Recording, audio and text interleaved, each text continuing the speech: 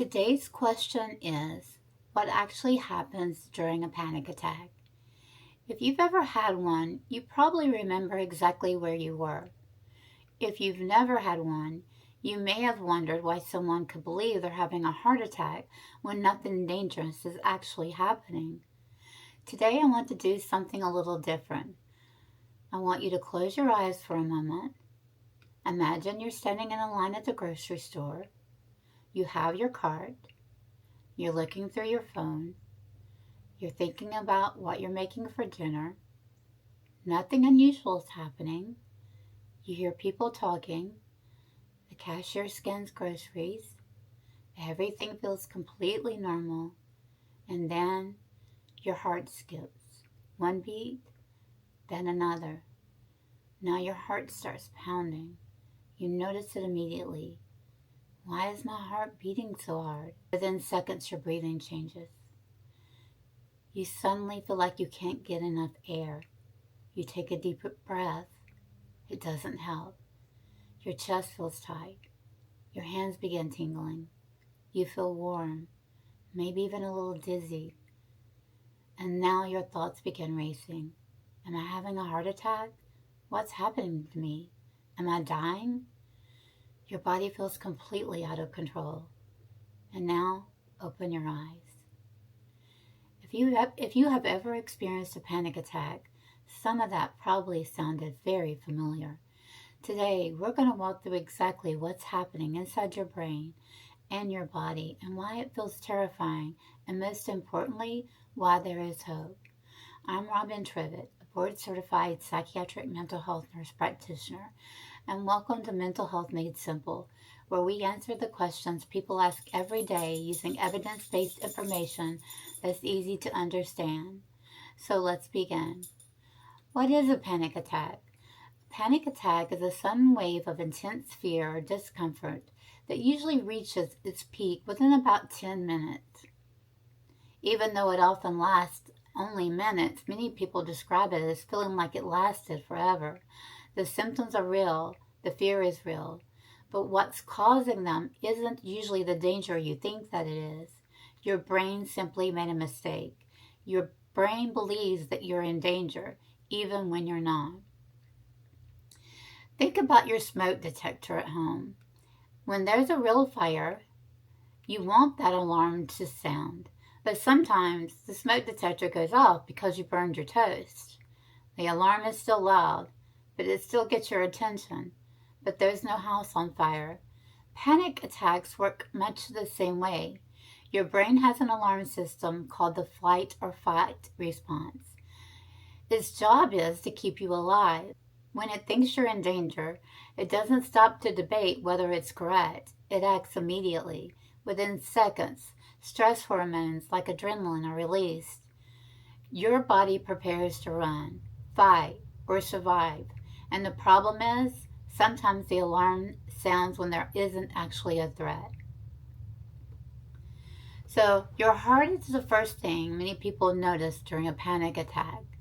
It pounds, it races. You may even feel every single heartbeat, and that's because your heart is trying to pump the blood to your muscles in case you need to run. You're breathing. Now your breathing speeds up. Many people say, I couldn't catch my breath. Ironically, you're often taking in too much oxygen. This can lower carbon dioxide levels and contribute to symptoms like dizziness and tingling. It feels frightening, but it's a normal response to the body's alarm system. Now let's talk about your muscles. Your muscles tighten, your shoulders tense, your jaw clenches, your legs may feel shaky, your body's preparing for action, but unfortunately, there isn't anywhere to run. And now your stomach. Some people feel nauseated, others feel butterflies, and some suddenly need to use the restroom. Your digestive system slows because your body is focusing on survival instead of digestion. You may not notice your vision narrowing. Some people describe tunnel vision. Others say they feel detached or like they're watching themselves from outside their body. That can be frightening, but it can be happening during intense anxiety. Now imagine a different situation. You're driving home from work. You've driven this road hundreds of times. Traffic's moving normally. And then your heart starts racing again. You grip the steering wheel tighter. Your breathing changes. You begin thinking, what if I pass out? What if I lose control of the car? And now your fear isn't just about those physical sensations. It's about what might happen because of them. And you start looking for the nearest exit. Maybe you pull into a parking lot. Maybe you call someone. Not because you're weak, because your brain truly believes you're in danger. Why panic gets worse? This is where panic often feeds itself. Your heart races, you notice it, you become frightened. The fear tells your brain something feels really wrong or something really is wrong. Your brain releases even more adrenaline. Your heart races faster, and now you're even more afraid. It's a cycle, not because you're doing something wrong, but because your brain is trying to protect you. Let's talk about what people often think. I have heard many of the same thoughts from patients.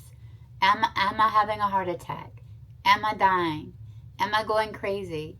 Am I going to pass out? What if someone sees me? What if this never stops? Those thoughts make sense. They're your brain's attempt to explain the intense physical sensations that you are experiencing. So what happens afterwards?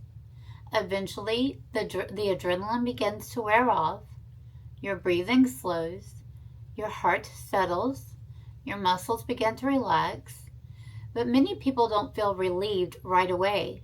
Instead, they feel exhausted, and some feel embarrassed, and others begin worrying about the next panic attack. They avoid the grocery store, they avoid driving, they stop going to restaurants. And not because those places cause the panic attack, but because the brain starts associating those places with danger. That's one reason panic begins affecting a person's life long after the attack itself is over.